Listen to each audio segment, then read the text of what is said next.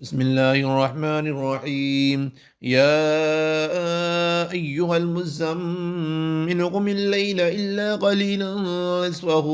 أو انقص منه قليلا أو زد عليه ورتل القرآن ترتيلا إنا سنلقي عليك قولا ثقيلا إن ناشئة الليل هي أشد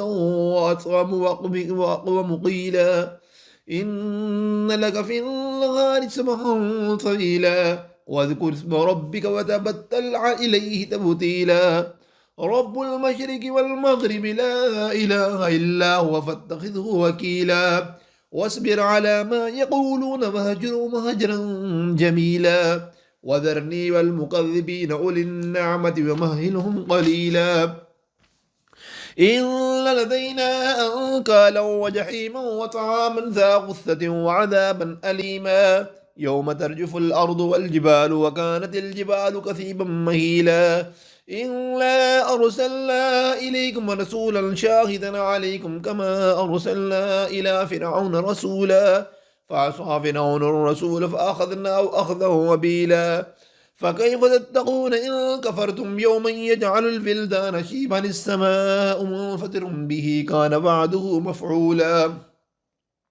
إن هذه تذكرة من شاء اتخذ إلى ربه سبيلا إن ربك يعلم أنك تقوم أدنى من ثلثي الليل ونصفه وثلثه وطائفة من الذين معك والله يقدر الليل والنهار علم أن لن تحصوه فتاب عليكم فاقرؤوا ما تيسر من القرآن علم أن سيكون منكم مرضى وآخرون يضربون في الأرض يبتغون من فضل الله وآخرون يقاتلون في سبيل الله فاقرؤوا ما تيسر منه وأقيموا الصلاة وآتوا الزكاة وأقرضوا الله قرضا حسنا أما تقدموا لأنفسكم من خير تجدوه عند الله وخير وأعظم أجرا واستغفروا الله إن الله غفور رحيم.